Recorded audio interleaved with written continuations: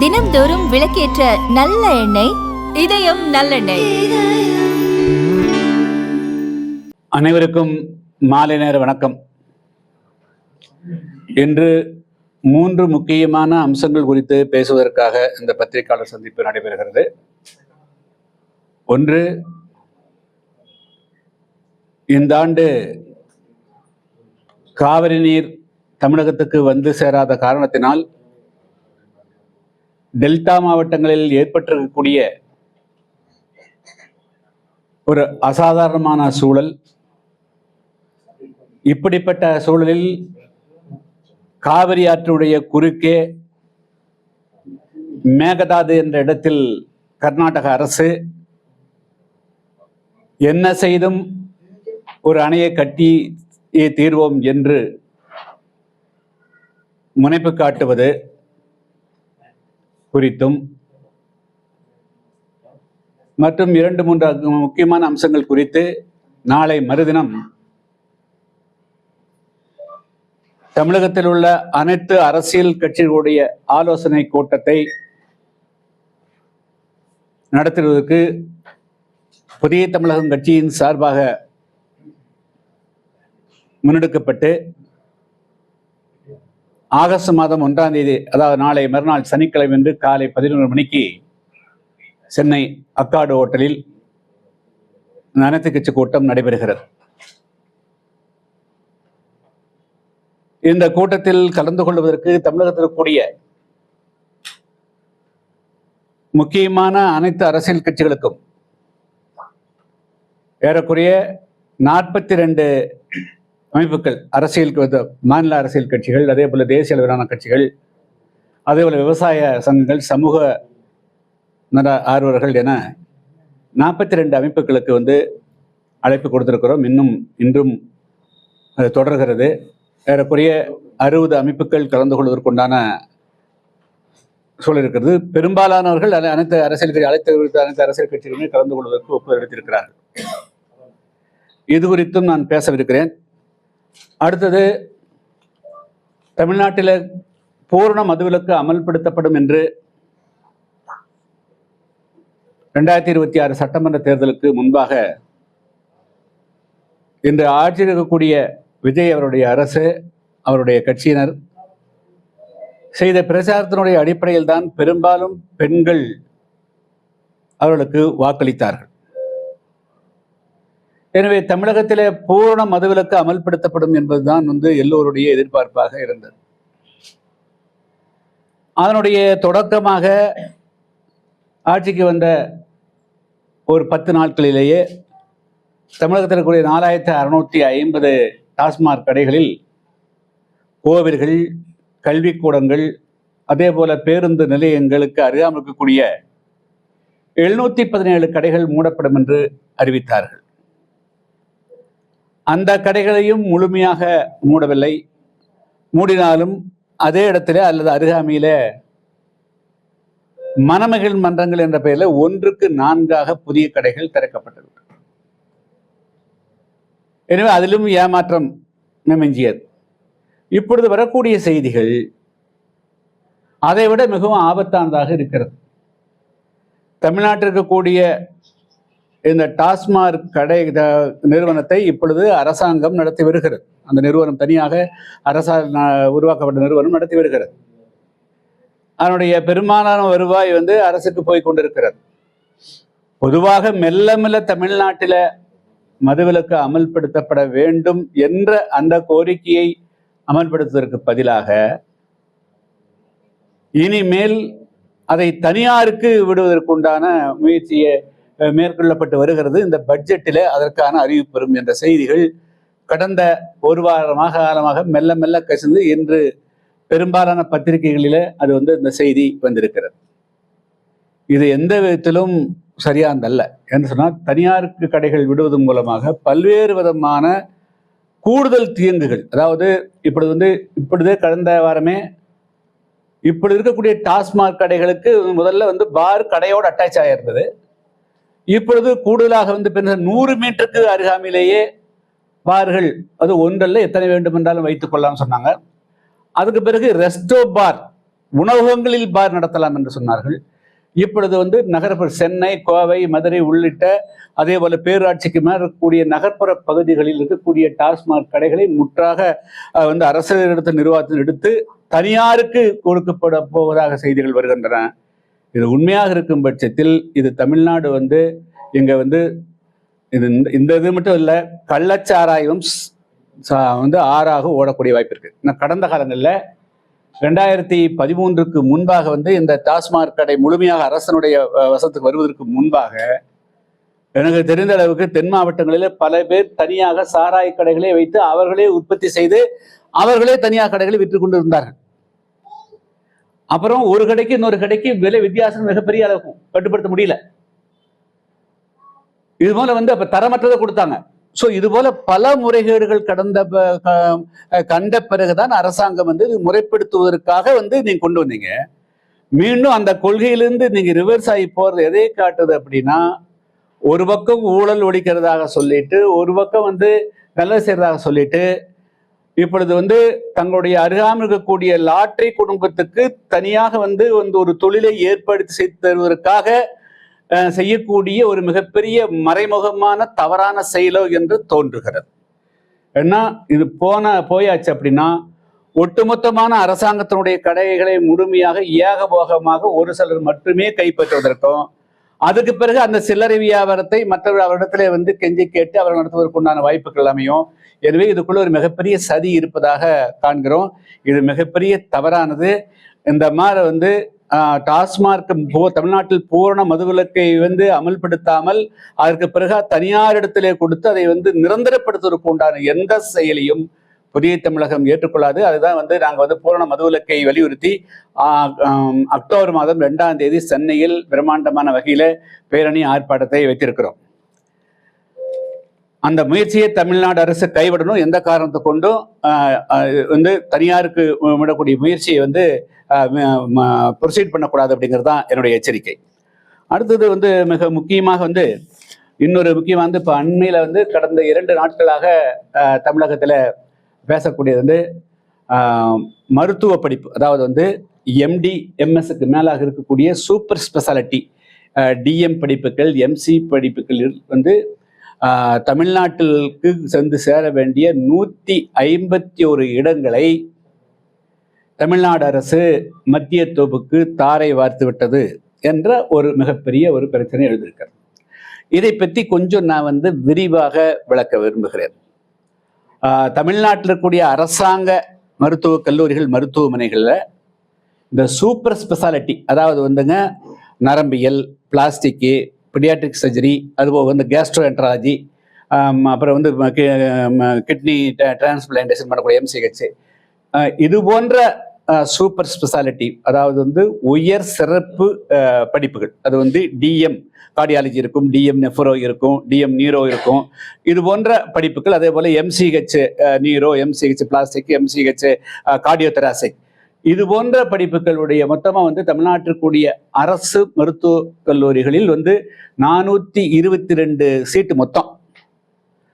இதுக்கு முதல்ல என்னவா இருந்ததுன்னா 2017க்கு முன்பு வரையிலும் இந்த 422 இடங்களையும் மத்திய தொகுப்பு சென்டர் போயிடும். நீட் எழுதி அதன் மூலமாகத்தான் தமிழ்நாட்டிற்கு கூடிய மாணவர்கள் தமிழ்நாட்டிற்கு கூடிய மருத்துவக் கல்லூரிக்கே வர முடியும். 2017க்கு பிறகு அன்று ஆட்சியில் இருந்தவர்கள், அதே போல வந்து வெளியிருந்து சில நாடாளுமன்ற உறுப்பினர்கள் வழக்கு தொடுத்து அந்த மொத்த இடத்துல பாதி இடத்தை தமிழ்நாட்டுக்கு கொடுக்கணும் அப்படின்னா 422ல் 211 இடம் வந்து தமிழ்நாட்டுக்குரிய சர்வீஸ் கேண்டிடேட்ஸ், யாரெல்லாம் வந்து அரசாங்க பணிகளில் இருக்கிறார்களோ, உதவி மருத்துவர்கள், பிரைமரி ஹெல்த் சென்டர்ல பணியாற்றக்கூடியவர்கள், தாலுகா மருத்துவமனைகள், அதே போல மற்ற பயிலக்கூடியவர்களுக்கு வந்து சர்வீஸ் தமிழ்நாடு அரசாங்கத்துல யாரெல்லாம் வந்து வேலை செய்கிறார்களோ அவர்களுக்கு வந்து இடம் கொடுக்கணுங்கிற அடிப்படையில் 50% இடங்கள் கொடுக்கப்பட்டது.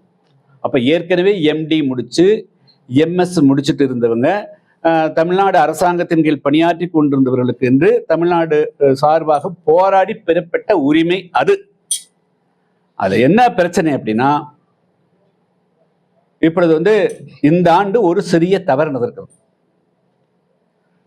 இந்த 422ல 211 சீட்ல ஒரு 60 பேர் வந்து அந்த சீட் எடுத்துட்டாங்க, அதில் ஜாயின் பண்ணிட்டாங்க. இது வழக்கமாக வந்து ஏப்ரல் மே ஜூன் மாதங்களை தொடங்கி அதுக்கு பிறகு அது முடிஞ்சிருங்க. அதில் என்ன அப்படின்னா, ஃபர்ஸ்ட் கவுன்சிலிங் நடத்துவாங்க, அதில் கொஞ்சம் பேர் போவாங்க. ஏன்னா வந்து இது சர்வீஸ் கேண்டிடேட் அப்படிங்கிறதுனால பல பேர் வந்து அந்த சூப்பர் ஸ்பெஷாலிட்டியில அந்த நீட் கட் ஆஃப் மார்க், அந்த பார்டர் வச்சுக்கிறாங்க இல்லைங்களா, மினிமம் மார்க்னு, அவங்களுக்கு வந்து போதிய நேரம் கிடைக்காது. ஏன்னா அவங்க வந்து தொடர்ந்து வந்து இப்போ வந்து ஒரு வந்து கோவை மருத்துவக் கல்லூரியிலோ அல்லது பக்கத்தில் இருக்கக்கூடிய ஒரு பிரைமரி ஹெல்த் சென்டர்லையோ MD படித்தவர் பணியாற்றியிருந்தார். அவருக்கு வந்து இந்த பணியும் பார்த்து கொண்டு அந்த நீட் தேர்வுக்கு தங்களை ஆயத்தப்படுத்திக் கொள்வதற்கு உண்டான நேரம் கிடைக்காது. அவங்களால முழு ஃபோக்கஸ் பண்ண முடியாது. அதனால வந்து நான் சர்வீஸ் கேண்டிடேட், அதாவது சர்வீஸே இல்லாம MD படிச்சு நேரடியா அப்படியே சூப்பர் ஸ்பெஷாலிட்டி போகக்கூடிய மாதிரி வந்து இவங்கனால வந்து மதிப்பெண் பெறுவது கொஞ்சம் கஷ்டமாகும். அப்போ அதனால என்ன செய்வாங்க அப்படின்னா, அவங்களுக்கு வச்சிருக்கிற கட் ஆஃப் மார்க்ஸை கொஞ்சம் குறைப்பாங்க. அந்த அடிப்படையில் தான் இந்த முறை முதல் ஃபர்ஸ்ட் கவுன்சிலிங்ல ஒரு குறிப்பிட்ட மாணவர்கள் தேர்வு விட்டு போயிட்டாங்க.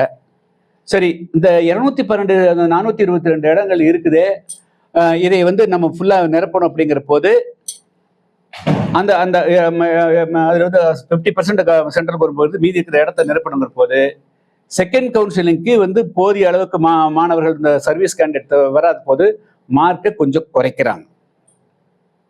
அதுல கொஞ்சம் பேர் வந்துடுறாங்க. அது வந்த பிறகும் தேர்ட் கவுன்சிலிங் ஃபோர்த் கவுன்சிலிங் கூட பண்ணணும். ஆனால் தமிழ்நாட்டில் வந்து செலெக்ஷன் கமிட்டியில் இருக்கக்கூடிய ஒரு டெப்டி டைரக்டர் ரேங்கில் இருக்கக்கூடிய ஒரு அதிகாரியினுடைய தவறான நடவடிக்கையின் காரணமாக தேர்ட் கவுன்சிலிங்க்கு மார்க் குறைச்சு தமிழ்நாட்டு சர்வீஸ் இருக்கக்கூடிய கேண்டிடேட்டை தேர்வு செய்வதற்கு பதிலாக இன்னொரு ஃபோர்த் சான்ஸும் கொடுப்பதற்கு பதிலாக அறகுறையாக கவுன்சிலிங் நடத்தி ஃபர்ஸ்ட் கவுன்சிலிங் செகண்ட் கவுன்சிலிங்கோட க்ளோஸ் பண்ணி அதை வந்து உடனடியாக வந்து அதையே சென்ட்ரல் பூலுக்கு அனுப்பிட்டாங்க. இதுதான் வந்து இந்த ஆண்டு நடந்த தவறுகள். அதன் காரணமாகத்தான் நான் சொல்றேன். அதன் காரணமாகத்தான் 151 இடங்கள் காலியாக வேண்டிய நிலை. இன்னும் சொல்ல போனால் தமிழ்நாடு வந்து சூப்பர் ஸ்பெஷாலிட்டிங்கிறது சாதாரணமான அல்ல. அது தமிழ்நாட்டினுடைய இன்ஃப்ராஸ்ட்ரக்சர் கட்டுமானங்களை வந்து இன்னும் வந்து ஸ்பெஷாலிட்டி விரிவுபடுத்துற போது தமிழ்நாட்டுக்கு வந்து நல்ல சேவை செய்யறதுக்கு மருத்துவர்கள் தேவை. ஒரு ஸ்பெஷாலிட்டி ஒரு டாக்டர் ஒன்றுன்னு பார்க்கக்கூடாது. அவர் வந்து ஒரு தாலுக்காவுக்கே அவர் வந்து பணியாற்றுவார், ஒரு மாவட்டத்துக்கே சிறப்பாக பணியாற்றக்கூடியவர். அதனால ஒரு இடம் பார்க்கக்கூடாது. அது 181 கூட நிரப்ப முடியாவிட்டாலும் கூட அதுல ஒரு 70 இடமாவது நிரப்பியிருக்க முடியும், கொஞ்சம் டவுன் பண்ணியிருந்தாங்கன்னா. ஆனால் அந்த தவிர செய்யறதுக்கு அங்கே பணியாற்றி டெப்டி டாக்டர் ஷீபா என்ற ஒரு அதிகாரி தான் அந்த பொறுப்பில் இருந்ததாக வந்து சொல்லப்படுகிறது. இப்போ அவரை வந்து இடம் மாற்றிக்கிறாங்க. ஆனால் இது ஏன் அந்த அதிகாரி செஞ்சாங்க அப்படிங்கிறது குறித்து வந்து முழுமையாக விசாரணை செஞ்சாதான் வரக்கூடிய காலகட்டங்களில் இது போன்ற தவறுகள் இல்லாமல் இருக்க முடியுங்கிறதுதான் என்னுடைய கருத்துல. அட்டகாசமான அரசியல்வாதியாக அதிரடி பயிற்சி பட்டறை பியூர் பாலிடிக்ஸ். அடுத்த வகுப்புகள் விரைவில் ஆரம்பம். தொடர்புக்கு 7338824242. அதாவதுங்க, மேகதாது அணை வந்து மட்டுமல்ல, எந்த அணைகள் காவிரி ஆற்றினுடைய குறுக்கே காவிரி தொடங்கப்பட்டு காவிரி கர்நாடகத்துக்குள் வரக்கூடிய அந்த பாதையில் ஆகட்டும் சரி, ஏற்கனவே அணைக்கட்டுகளை தவிர அதே போல தமிழ்நாட்டில் ஓடக்கூடிய பகுதி எதாக இருந்தாலும் சரி, காவிரி நதிநீர் மேலாண்மை வாரியம் அந்த உருவாக்கப்பட்ட பிறகு அதனுடைய தீர்ப்புக்கு பிறகு புதிய ஒரு சின்ன அணைக்கட்டுகள் கட்டுவது என்று சொன்னாலும் கூட அந்த எல்லா மாநிலங்களுடைய ஒப்புதலோடு தான் வந்து அணை கட்டணும். நதிநீர் மேலாண்மை வாரியத்தினுடைய ஒப்புதல் கண்டிப்பாக கிடைக்கணும். ஆனால் அதை பற்றி சிறிதும் கூட கவலைப்படாமல் அதுக்கு வந்து ஒப்புதலே இல்லாம கர்நாடகம் தொடர்ந்து அந்த முயற்சி எடுத்துக்கொண்டே இருக்கிறது. இதுக்கு வந்து ஒரு முழுமையான தீர்வு வேணுங்க. தொடர்ந்து வந்து தமிழ்நாட்டு மக்களை எப்பொழுதுமே வந்து அவர்களுக்கு வந்து அதிகமான மழை பெய்தால் சர்ப்ளஸ் வாட்டருக்கு மட்டும்தான் தமிழ்நாட்டுக்கு வருங்கிற அவன் நிலையை தொடர்ந்து வச்சிருக்கிறாங்க. நீங்க வந்து கடந்த 10 வருஷத்துல நீங்க வந்து காவிரி நதிநீர் வந்து எப்பெல்லாம் திறந்து விட்டுருக்காங்க பார்த்தா எவ்வளவு வந்திருக்குன்னு பார்த்தா நம்மளுக்கு வந்து மே மாதம், June, July, August distress period. அதான் மிக முக்கியமான காலகட்டங்கள். அந்த காலகட்டங்கள்ல கர்நாடக அரசு நமக்கு வந்து மே மாசத்துல 9.2 டிஎம்சி தண்ணி திறந்து விட்டாங்களான்னா விடல, 2 தான் விட்டுருப்பாங்க, 2 தான் திறந்து விட்டுருப்பாங்க. அதேபோல் ஜூன் மாசம் வந்து 14 கொடுக்கணும்னா கொடுத்துருக்க மாட்டாங்க. ஜூலை மாசம் 24 கொடுத்துருக்க மாட்டாங்க. வெரி ரேரா 1 வருஷம் 2 வருஷம் மிக மிஞ்சிய மழை பெஞ்சிருந்தா அந்த நேரத்தில் வந்திருக்குமே தவிர, பொதுவாக வந்து அந்த காவிரி நதிநீர் மேலாண்மை வாரியம் மற்றும் ஒழுங்காற்று ஆணையத்தினுடைய படி ஒரு முறை கூட இந்த 10 ஆண்டு காலத்தில் கர்நாடகம் நடந்து கொள்ளவில்லை. எனவே தொடர்ந்து நம் தமிழ்நாடு வந்து வஞ்சிக்கப்பட்டு வருகிறது. இப்பொழுது என்ன தஞ்சாவூருடைய நிலைமைனா, குறுவை மிக முக்கியமான சாகுபடி, அதாவது குறைந்த காலம். இப்போ அது வந்து இனிமேல் வந்து தண்ணீர் வந்தாலும் கூட ஒன்றும் செய்ய முடியாது. அடுத்தது இப்பொழுது வந்து அந்த பகுதியில வந்து அந்த 3 மாவட்டங்கள்ல குடிப்பதற்கு கூட தண்ணீர் இல்லாமல் வந்து வறட்சியை வந்து குடிநீருக்காக மக்கள் வந்து போராடக்கூடிய அவல வந்திருக்குதுங்க. ஸோ அதனால வந்து இந்த காவிரி நீர் பிரச்சனையில நதிநீர் ஆணையம் அமைக்கப்பட்டு உச்சநீதிமன்றம் தீர்ப்பு கொடுத்த பிறகும் தொடர்ந்து கர்நாடகம் வஞ்சிக்கிறது. அங்க இருக்கக்கூடிய அரசுகள் ஏன் அனைத்து கட்சி கூட்டம் தமிழ்நாட்டில் ஏற்பாடு பண்ணிக்கிறேன்னா, கர்நாடகத்துல காங்கிரஸ், அங்க தேசிய கட்சிகள் தான் மேக்சிமம் ஆட்சிக்கு வருதுங்க. காங்கிரஸ் ஆட்சிக்கு வந்தாலும் காங்கிரஸ், எதிர்கட்சியாகக்கூடிய பிஜேபி ரெண்டும் ஒன்றாக இருந்து காவிரி கர்நாடகத்தினுடைய உரிமையை விட்டுக் கொடுக்கறதில்ல, அவங்க பாதுகாத்துக்கிறாங்க. பிஜேபி ஆட்சியில் இருந்தாலும் காங்கிரஸ் 2 பேரும் அங்க கூட்டத்தாக்குறாங்க காவிரி நீர் பொறுத்தளவு. ஆனா தமிழ்நாட்டில் தான் நம்ம வந்து ஒன்றுபடாமல் இருக்கிறோம். இந்த ஒரு பலகீனத்தை பயன்படுத்தி கொண்டு இப்பொழுது வந்து இந்த ஆண்டு ஒட்டுமொத்தமா காவிரியே வந்து ஒரு சொட்டு தண்ணீர் கூட கொடுக்கல. ஆனால் இதுக்கு ஒரு நிரந்தரமான தீர்வு காணும். நம்மளுக்கு வந்து நதிநீர் வாரியம், அதாவது காவிரி மேலாண்மை வாரியம் கொடுத்த அந்த உத்தரவை வந்து இனிமேல் பிழை இல்லாமல் அதை அமலாக்குவதற்கும், அதே போல இந்த மேகதாது அணை கட்டு பிரச்சனைக்கு வந்து நிரந்தரமாக மத்திய அரசு ஒரு தீர்க்கமான ஒரு முடிவை அறிவிக்க வேண்டும். அதற்கு உண்டான ஒரு நடவடிக்கையை, எப்படிப்பட்ட நடவடிக்கை மேற்கொள்ள வேண்டும் என்று அனைத்து அரசியல் கட்சிகளுடைய ஒப்புதலை பெற்று அடுத்த கட்ட நடவடிக்கை போவதற்காகத்தான் நாங்கள் வந்து ஆகஸ்ட் மாதம் 1ஆம் தேதி என்று சென்னையில அந்த அனைத்து கட்சி கூட்டத்தை ஏற்பாடு செய்திருக்கிறோம். இப்போ டி.கே. சிவகுமார் வந்து என்ன சொல்றாங்க, தண்ணீர் திறக்க முடியாதுன்னு கான்பிடென்டா சொல்லிட்டாங்க. அடுத்த கட்ட நகர்வுன்னு சொல்லி அனைத்து அதிகாரிகளையும் கூப்பிட்டு அந்த இடத்துல என்ன பண்ண போறோம்னு அவங்க பேச்சுவார்த்தை பண்றாங்க. தமிழக அரசு இதை பத்தி ஒண்ணு கண்டுக்கிற மாதிரி இல்லைங்க. தமிழக நாங்க வந்து உங்களுக்கு தெரியும், நானே இங்கேயே வந்து பல முறை சொல்லிக்கிறேன். அதாவது வந்து தமிழ்நாடு அரசு மெத்தன போக்கை காட்டக்கூடாது. உடனடியாக வந்து தமிழ்நாடு முதலமைச்சருடைய தலைமையிலே வந்து அனைத்து கட்சி கூட்டம்னு சொல்லியிருக்கிறோம். 2வது, நாளை அதாவது 3ஆம் தேதி வந்து அவர் வந்து கர்நாடகத்தை செல்வதாக கூட இந்த வரையிலும் செய்திகள் வருகின்றன. அது உண்மையா அது இல்லையாங்கிறது தெரியல. அதாவது பேச்சு எந்த விதம் கர்நாடக அரசோட பேச்சுவார்த்தை என்பது அவசியமற்றது. அது தமிழ்நாட்டுக்கு பாதகத்தான் உருவாக்கும். இப்பொழுது 2 வழி. 1, உச்சநீதிமன்றத்தை அணுகுவது. 2வது, காவிரி மேலாண்மை வாரியம் அடுத்த ஒழுங்காற்று ஆணையத்தை அணுகுவது. 2 தான் வழி. அதே போல 3வது வந்து மத்திய அரசுக்கு மிகப்பெரிய அழுத்தம் கொடுக்கணும். இந்த 3ம் செய்யப்பட வேண்டும் என்று சொன்னால் தமிழ்நாட்டில் கூட அனைத்து அரசியல் கட்சிகளும் அரசியல் கருத்துக்களை, அரசியல் வேறுபாடுகளை மறந்துவிட்டு தமிழர்கள் தமிழ்நாட்டு நலன் என்ற அடிப்படையில ஒற்றை புள்ளியில் அனைத்து அரசியல் கட்சிகளும் இணைய வேண்டும். அதுக்காகத்தான் நான் வந்து 1ஆம் தேதி அன்றைக்கு ஆல் பார்ட்டி மீட்டிங் ஏற்பாடு பண்ணிக்கிறேன். டாஸ்மாக்ல வந்து தனியார் மயம் ஆக்கணுங்கிற மாதிரி ஒன்றும் அறிவிப்பே வரலையா? அப்படி தனியார் மயம் ஆச்சுன்னா டாஸ்மாக் கடையெல்லாம் நாங்கள் க்ளோஸ் பண்ணிடுவோம் சொல்லி அங்கே இருக்கிற நிர்வாகிகளும் அங்கே இருக்கிற ஊழியர்களும் சொல்லி இல்லைங்க. அதாவது நான் வந்து இன்று பத்திரிகையில மிக முக்கியமான பத்திரிகையெல்லாம் செய்தி வந்திருக்குது.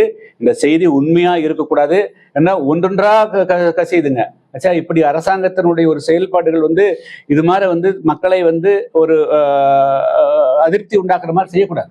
கிளாரிட்டியா இருக்கணும். அதாவது நீங்க வந்து ஆட்சிக்கு வருவதற்கு முன்பாக இன்றைய ஆட்சியில் இருக்கக்கூடிய கட்சியினுடைய தொண்டர்கள் வீடு வீடாக சென்று தாய்மாடுதலில் சென்று இது மாதிரி அண்ணா விஜய் அண்ணா ஆட்சிக்கு வந்தா தமிழ்நாட்டில் பூரண மதுவிலக்கு அமல்படுத்தப்படும் என்ற வாக்குறுதிக்கு பிறகுதான் ஓட்டு போட்டுருக்காங்க. நீங்க அதுலதான் உறுதியா இருக்கணும். தவிர அதுக்கு பிறகு தினம் எப்படி கட்சி ஒரு பத்திரிகை சும்மா எப்படி போடுவாங்க, ஆதாரம் எல்லாம் போடுவாங்க. அவரிடத்துல ஏதோ ஒரு ஆதாரம் இல்லாமல் அவர் எப்படி வந்து முழுப்பக்க தமிழ்நாடு எங்க வந்து கொட்டையத்தில் போட முடியும்? இல்ல, அதாவது சாத்தியம் இல்லாத ஏன் பீகார்ல வந்து சாத்தியமா இருக்குது, குஜராத்ல சாத்தியமா இருக்குது, ஏன் தமிழ்நாட்டில் சாத்தியம் இல்லாத முடியும்? கண்டிப்பாக சாத்தியம். ஆகஸ்ட் 3ஆம் தேதி தமிழக முதல்வர் விஜய் வந்து காவிரி இஷ்யூ பத்தி இல்லைங்க. அதாங்க, அது வந்து இன்னும் உறுதிப்படுத்தப்படலைங்க. அதனால நாங்கள் 1ஆம் தேதி வச்சிருக்கிறோம்.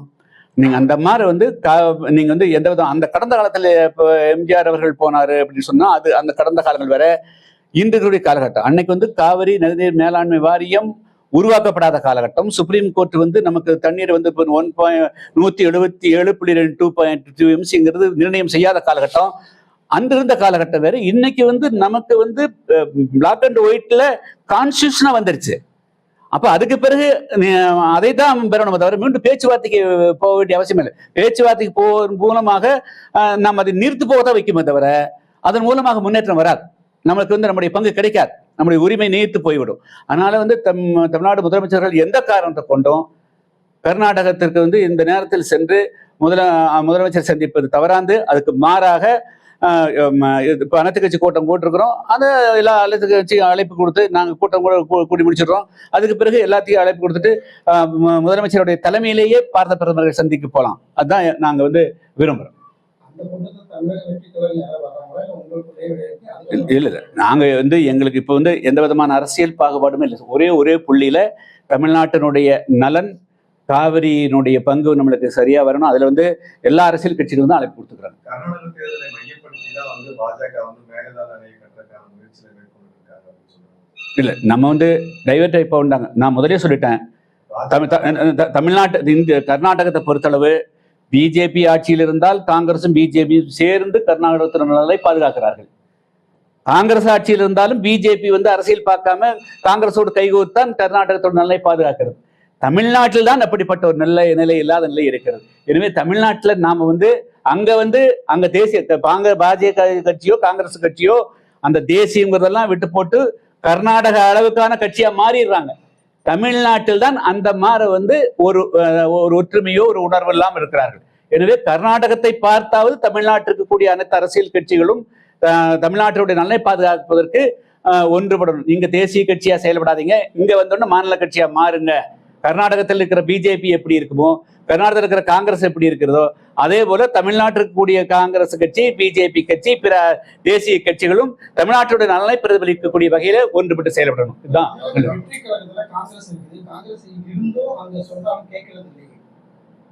சார். நான் தான் சொல்றேன், இங்க வந்து தமிழ்நாட்டுடைய நலனை முன்னிறுத்தித்தான் அது காங்கிரஸ் கட்சியோ பிஜேபியோ அல்லது வேற எந்த கட்சியோ செயல்படணும்.